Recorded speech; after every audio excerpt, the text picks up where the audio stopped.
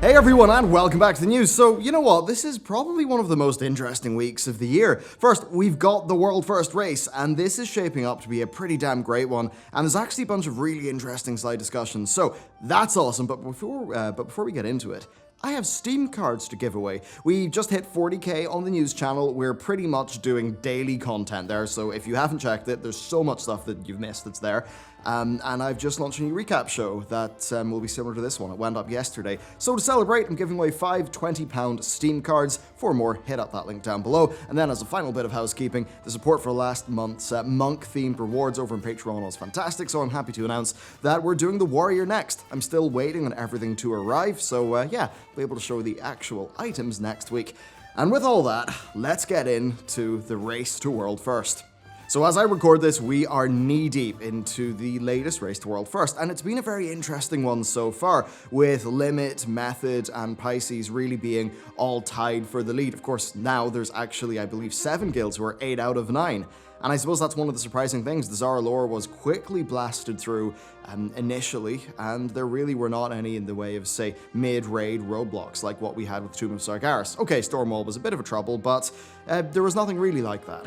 Now, overall for this race, I think the main story is that of the US guild Limit. So, Limit don't stream their progression, and that means that it's really hard to tell what they are, but the most notable thing was how quickly they chewed through the content initially, as well as the pretty damn strong advantage that they ended up having because of their willingness to use just, the various games catch-up mechanics, as well as some very fortuitous timing. So, first, being a US guild, they had a head start because of the American reset happening earlier. Now, this meant that, well, this really means that most people are counting the race in terms of time taken to clear the raid. At the end of the day, if Limit were to get the US world first and then 5 hours later Method were to down Jaina, I'd say Method would have completed the more impressive feat because, well, Limit would have had more time because of the earlier US reset. Now, of course, the story with Limit really did begin before the raid opened its doors, with headlines basically about how they faction swapped to Alliance so they can make use of against overwhelming odds. That's the questline for Warmode. Now, that was giving out a guaranteed item level 400, which is a really strong bit of gear for each of their characters. And really much was made over the dollar value and cost of this move, but we actually have to remember that that was done through gold earned via in-game, like selling raid stuff, essentially.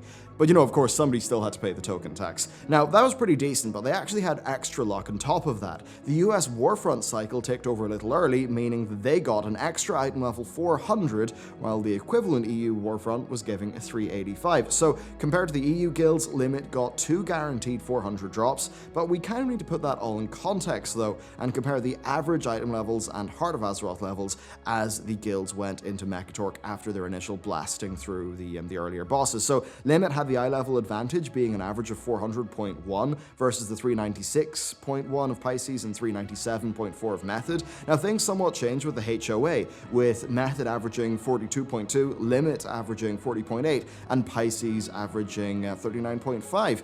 Overall, it's a hell of a lot of island runs, but on the whole, what we do see is a pretty notable item level advantage going into the raid, but really with a reset worth of gear, the impact of that will pretty much be reduced, and even as we've seen the guilds progress more, the item levels have pretty much rounded out. So that's the story behind everything, but what about the race itself? Well, as expected, most guilds cleared the initial bosses very quickly, but what was a little bit surprising was the kill timings for the last few bosses. Well, less surprising and more interesting. So from the first boss, Rastakan took Limit 6 hours 46, Pisces 7:42, and Method 5:34. So far, an excellent performance from Method, who managed to be faster than the rest of the pack. But things really changed with Mechatork. Limit killed him in 3 hours 44, Pisces in 6 hours 18, but it took Method 8 hours 49. So yeah, all of the good work of Method clearing the other bosses so quickly, it really was a loss with Mechatork, with that boss really presenting a challenge for them. Limit absolutely just seemed to have creamed Mechatork in comparison to other guilds. Now, it is it's harder to compare numbers past that point of time because the guilds start to go to sleep, and that does just make the numbers a little bit less meaningful. So by the end of Thursday, Overall, Method went to sleep with a 46.7% Jaina attempt, I believe, and then Pisces stayed up a bit longer to secure their Stormwall kill, meaning that we entered Friday morning with 3 guilds progressing on Jaina. Now, speculation was wild. Some people were even reporting that Limit were at 10% in Jaina, which of course is unconfirmed. Now, of course, if Limit kill Jaina, that would essentially start a clock for Method in which they would have to kill Jaina very quickly in order to get the overall fastest time because, again, of the American reset. So by the time we see the guilds be at 8 out of 9, we see a few interesting things. First, Method were able to clear Stormwall a few hours basically a few hours later than Limit, but Pisces lost 26 hours. We also saw that the item levels by this stage had mostly flattened out, with the guilds all being around item level 400, and that really does level out the initial advantages Limit had. Then as for the Jaina progress, well, reportedly Limit had pretty much got their best pull yet on Thursday night or Friday morning, I believe. They then had a dinner break, and they returned to find the Blizzard had buffed Jaina, so it seemed like she had a particularly hard intermission, and that they may have buffed the rest of her too, especially tank damage. Now, I do wonder if Blizzard were just a bit worried that she was dying too quickly. As I said, reportedly it was an increase to the intermission phase damage and increased tank damage. Now, perhaps Blizzard just felt like there wasn't enough healing pressure on the tanks, and perhaps we could speculate that Limit were using their dual protection paladins to do soft raid healing when they didn't need their own self-heals. So as Friday progressed, we saw Method get further and further, and by the time the night was over, while I was busy watching Scarlet cream people in the WCS Americas, 7 guilds were progressing at Jaina. The competition was really fierce, with Method's best attempt being around 35%, and us having zero idea where Limit are, which is kind of spooky. The overall winners, though, in my view, are Method, because unlike the other teams, Method have managed to finally sell the Race to World First as an entertainment product that spans days. They have a massive stream production with multiple views, guests, cameras for the players, and different segments, and what they've really done is they've popularized high-end raiding, and they've made it, well, they just made the consumption of it actually be something that the community can really engage in. They've really made that accessible, and it's made World of Warcraft one of the most watched games on Twitch this week. So regardless of the race, I would say GG to Method and their sponsors for making this whole thing happen. It's actually a pretty major thing for World of Warcraft, and I mean, they've managed to beat Blizzard at making a large WoW esports event. That's pretty damn impressive, even though the MDI undoubtedly did pretty damn well. Next, let's talk about Warmode. So further to that story with Limit, we actually do have the updates to Warmode. So the severity of the Alliance Warmode bonus has decreased on both US and EU because of more balanced player numbers, although against overwhelming odds is still up for the Alliance, at least in the EU. The difference is that it now drops to 385 plus some conquest points, and really that just seems like a far more sane reward than throwing out a 400 for what, let's be honest, is very little effort indeed. So that's pretty good news. And next we have more good news for the Hunters. The Haiti questline is on the 8.1.5 PTR, and we're actually going to be able to use one of the Haiti skins that was not available during Legion, and Blizzard are also adding a number of items that actually modify Haiti, including one that lets you use Haiti as a mount, which is pretty nice to see. Next up, we've got a bigger topic with storytelling. So this is kind of interesting. This most recent reset actually involved the hotfixing of some extra dialogue between Rastakhan and Greymane, and it varies depending on what side you are. And they're effectively using an unreliable narrator, which does make a lot of sense given how this raid is structured. So right now, we are deep into the faction war. And it's kind of nice that we're reflecting, that they are reflecting how word is sort of passed around and how propaganda works in a real war. So for Alliance players, Greymane appears, he formally requests Rastakhan to surrender, Rastakhan gets pissed, this leads to him saying the Loa of Death awaits and starting the fight. Remember that Alliance players experience this firsthand, so I would say that this is the canon version of what actually happened. What is reported to Horde players? Well, it's actually a little bit different. So remember that the Horde experienced this through an NPC flashback. Now in the Horde version, Greymane more aggressively demands his surrender and for Talanji as hostage, ending by shouting no mercy for this savage in the beginning of the fight. and that's pretty much how things like this would be reported. So I think that overall, it's actually a pretty cool addition. It shows how truth is lost in war, and the goal of rallying the troops through propaganda being really quite an important thing. So given the unique structure of this raid, I think it's actually really nice to see Blizzard just do the storytelling in a bit more of a novel way. And when you combine this with Gift of N'Zoth mechanic from patch 8.1.5, the other big Horde choice from 8.1.5, and the Starfang choice from 8.1, it does seem like, as much as Blizzard have bungled up elements of the faction war, I mean, you've definitely heard me say that, I think it is nice that they're exploring new ideas here. Now, in terms of payoff, well, the potential for both those Horde choices and the Gift of N'Zoth one, that payoff could be massive. Blizzard could really push out the boat and embrace what makes WoW unique, and that is it being an MMO. Really, BFA represents them experimenting with these ideas. So in the future, I think it would be really interesting to see expansion storylines being plotted out with player choice moments in mind from the get-go. Next up though, Stormout. We have another Stormout. I mean, yeah, it does feel like a bit much considering the close proximity to the Vulpine Familiar, the See You Later bundle, and the Dreadwake, which is a bit odd, and it doesn't really help that there's also a lot of speculation about the Dreadwake coming to the store soon. I know that I've received emails from people reporting that GMs have told them this, including some screenshots of chat logs that seem to look reasonable, but it's really hard to confirm that, so that's why I'm not really reporting it as news. It's just scuttlebutt that's out there. So, I mean, look, I've said my piece on Stormouts. Doing another full segment, that would be repeating myself. I think it would bore us all to tears. So yeah, you pretty much know what I think. They're rarely ideal. It's unfortunate that most of the high effort mounts hit the store and not in-game, and I think these things could be better used in-game. As an example, having this be used for the Lunar Festival. Oddly enough, Blizzard advertised the Lunar Festival with this mount. Ultimately though, these things, they're planned out a long time in advance in a way that does not take into account the content of the game, and then I'd imagine that the planned density of store mounts is probably just something that is more about pressures to increase the WoW revenue numbers. It doesn't seem like something the devs are connected to, but still for me, it's a paid game with a subscription. I don't like the store. I can understand why they do it. The profitability in these items is absolutely ludicrous for the amount of time that it takes to make them, so if people are willing to pay it for it, then I guess the market will provide it.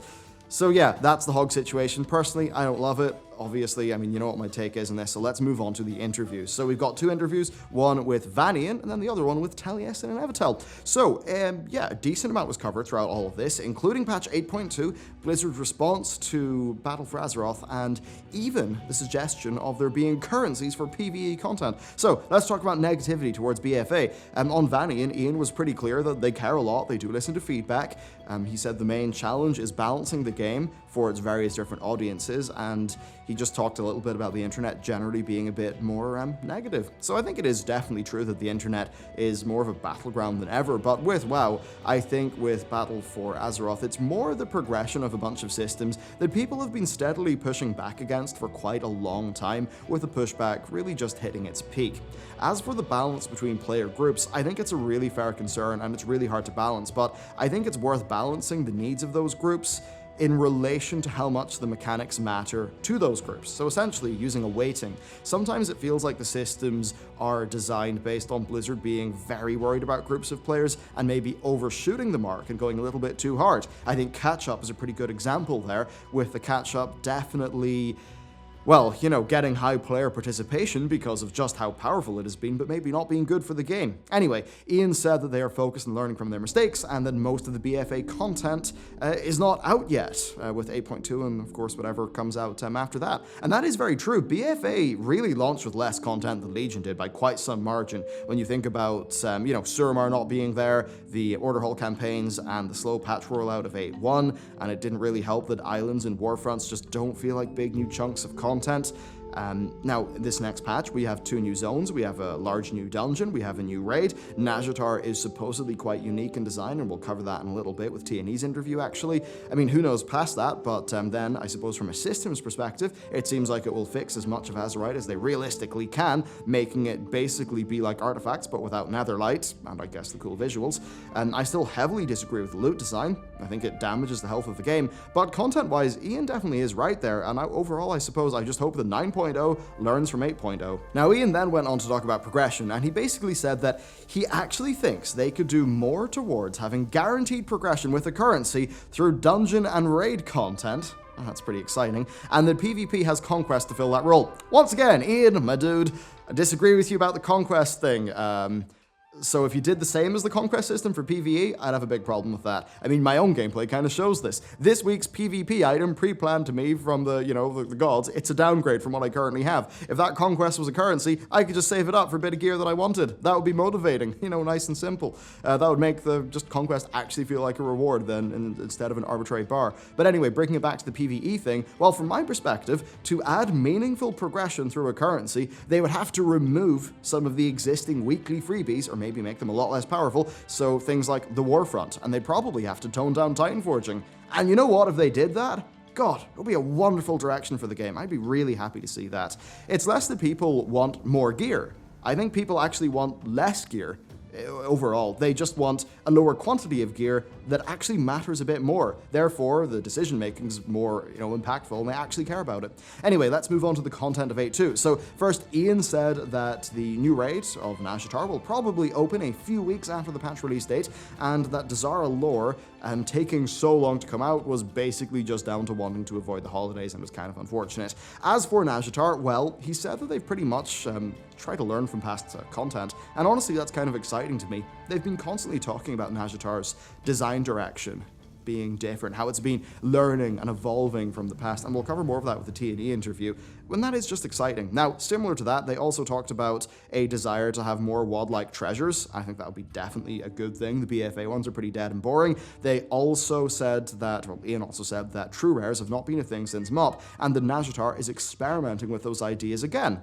Once more, that's pretty damn exciting. Ian also said that there would not be another Warfront in 8.2, and that heroic Warfronts are supposed to be in line with normal raids.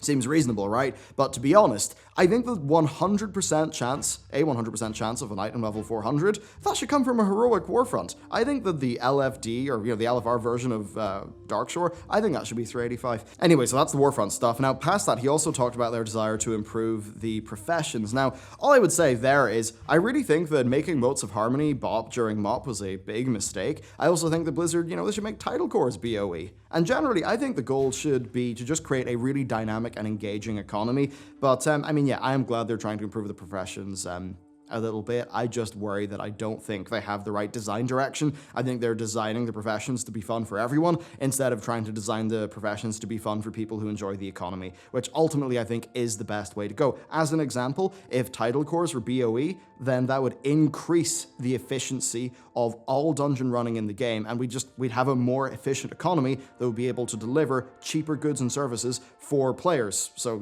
things that take title cores would be cheaper, and I think that would be a good thing. It would also mean that if you ran a dungeon and you got some title cores, hey, you throw them in the AH, sure, you don't want to do professions, but hey, you've made some money, and I think that would be a better state for professions to be in. Anyway, so that's most of the Vanian interview. Let's talk about Taliesin and Evatel's interview with Jeremy Fiesel. So, probably the most interesting thing is him confirming that island quests very much are teasers, and that some of them will be expanded upon within the span of the BFA expansion. Now, what are these quests? Well, you've got the Rathian tease, you've got the confirmation that Helya is active, there's like a tangential maybe Dragon Isles thing.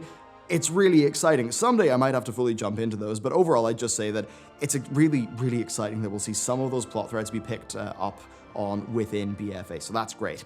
He also talked about Nazjatar having more RPG-like mechanics and the return of the bodyguard system, and that being a bit more in-depth than in the past with more content, progression, and character interactions. So that would be brilliant. They also aim to give Nazjatar a more explorative feel, and I think that would be great if they could pull it off. Now, narratively, he also talked about that stuff, and they want to be bringing the BFA B plot a bit more into the limelight. He talked about how Nazjatar will grow and change a bit as the Alliance and the Horde just get to know the locals a little bit more. He said that they were very aware that 7.2 did not feel good, and that they know why, so it seems like there's a desire to just deliver more full storylines there, and I have to wonder, personally, if that's where their Suramar development equivalent went to.